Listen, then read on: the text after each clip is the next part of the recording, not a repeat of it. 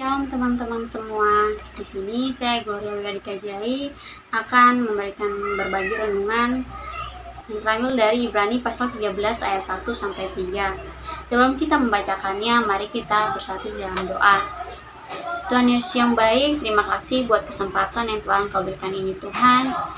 Kiranya kesempatan ini dapat kami manfaatkan dengan baik. Tuhan Yesus yang baik, ini kami Tuhan. Kami mau membaca, merenungkan sebagian dari sabda-Mu. Kiranya Engkau mengutus Kudus-Mu untuk memimpin tiap hati kami Tuhan.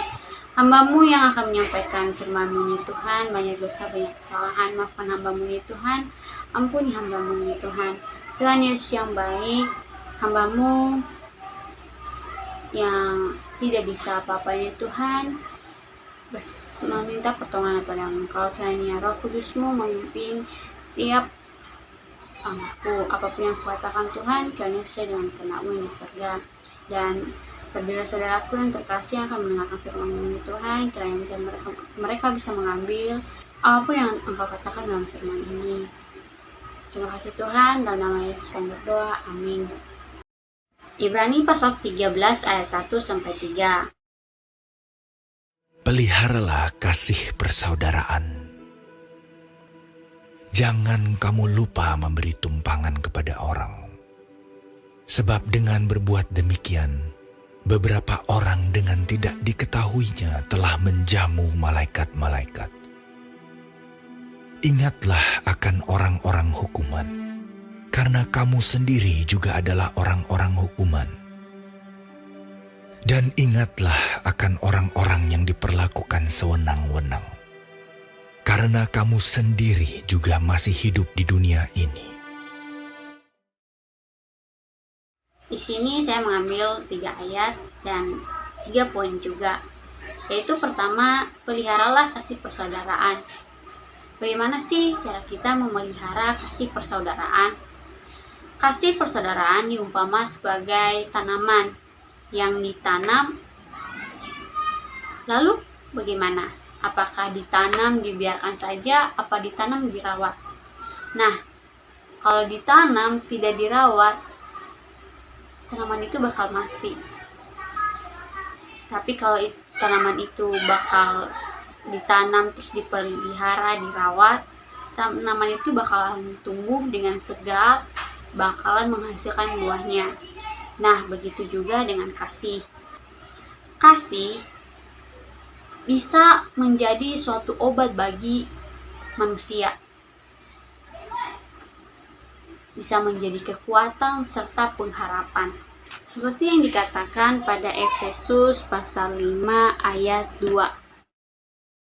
Dan hiduplah di dalam kasih, sebagaimana Kristus Yesus juga telah mengasihi kamu, dan telah menyerahkan dirinya untuk kita sebagai persembahan dan korban yang harum bagi Allah.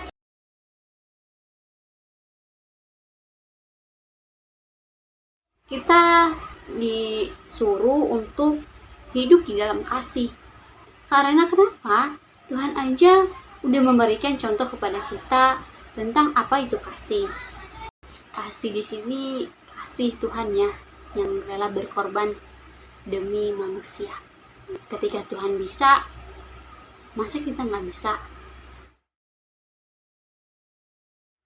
Kedua yaitu, jangan kamu lupa memberi tumpangan kepada orang, sebab dengan berbuat demikian, beberapa orang dengan tidak diketahuinya telah menjamu malaikat-malaikat.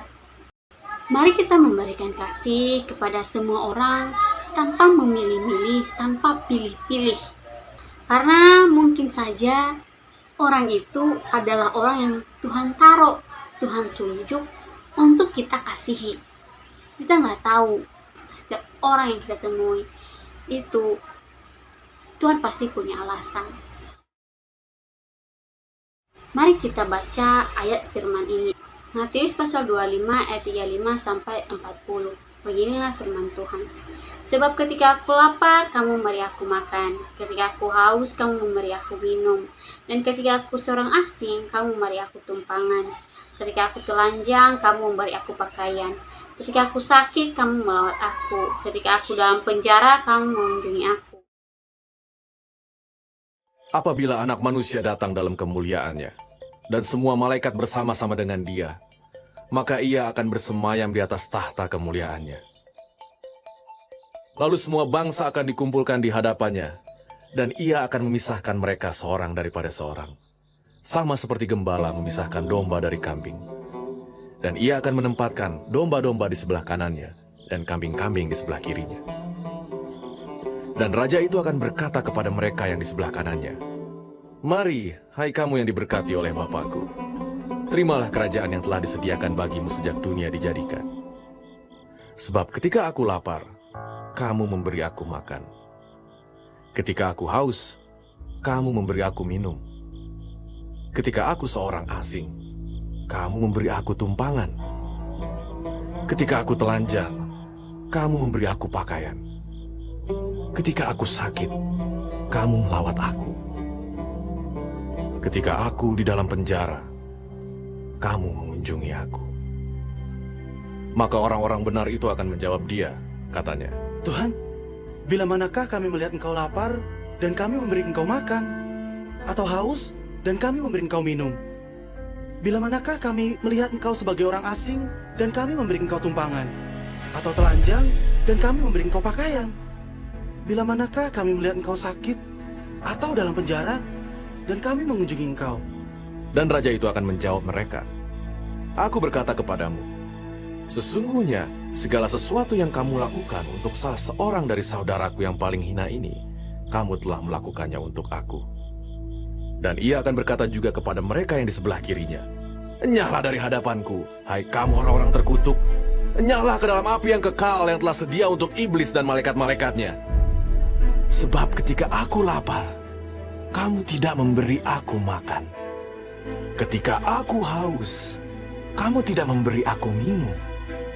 Ketika aku seorang asing, kamu tidak memberi aku tumpangan. Ketika aku telanjang, kamu tidak memberi aku pakaian. Ketika aku sakit dan dalam penjara, kamu tidak melawat aku." Lalu mereka pun akan menjawab dia, katanya, Tuhan, bila manakah kami melihat engkau lapar, atau haus, atau sebagai orang asing, atau telanjang atau sakit, atau dalam penjara dan kami tidak melayani engkau? Maka ia akan menjawab mereka, "Aku berkata kepadamu, sesungguhnya segala sesuatu yang tidak kamu lakukan untuk salah seorang dari yang paling hina ini, kamu tidak melakukannya juga untuk aku." Dan mereka ini akan masuk ke tempat siksaan yang kekal, tetapi orang benar ke dalam hidup yang kekal.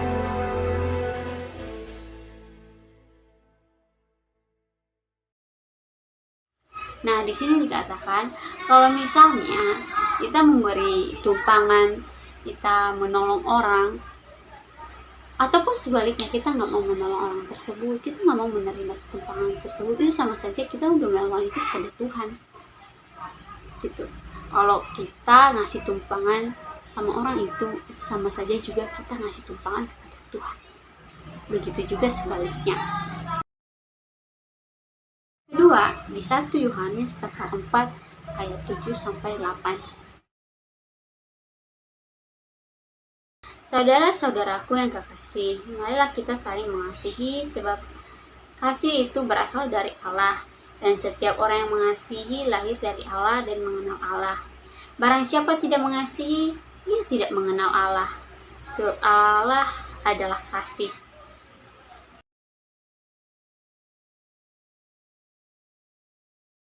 Nah, di sini dikatakan bahwa Allah itu adalah kasih. Kalau kita tidak punya kasih, berarti kita tidak mengenal Allah. Karena Allah sendiri adalah kasih. Maka kita harus memilih. Apakah kita mau mengasihi? Kalau kita mau mengasihi, berarti kita mengenal Allah. Poin ketiga yaitu, ingatlah akan orang-orang hukuman, karena kamu sendiri juga adalah orang-orang hukuman. Dan ingatlah akan orang-orang yang diperlakukan sewenang-wenang, karena kamu sendiri juga masih hidup di dunia ini.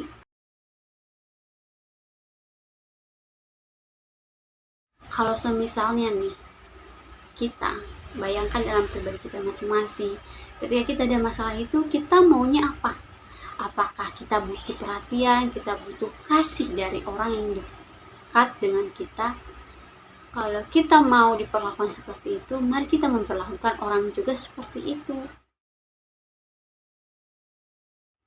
Kalau kita memperlakukan orang sewenang-wenang, pasti juga kita bakal diperlakukan sewenang-wenang. Ayat ini sangat-sangat memberikan saya kesadaran ya, bahwa hati-hatilah dalam bersikap, berperilaku kepada orang. Jangan sewenang-wenang.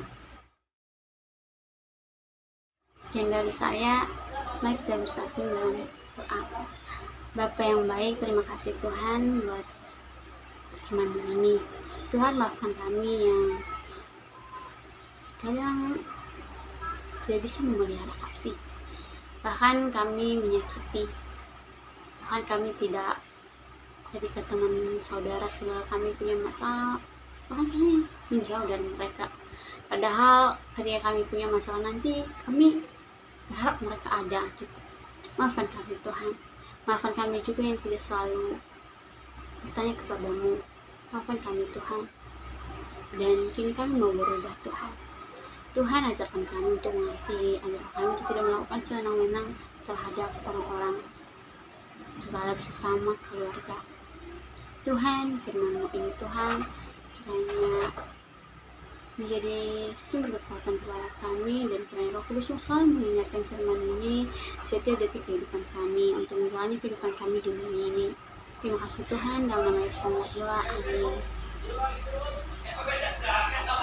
Demikian renungan dari saya. Terima kasih. Shalom.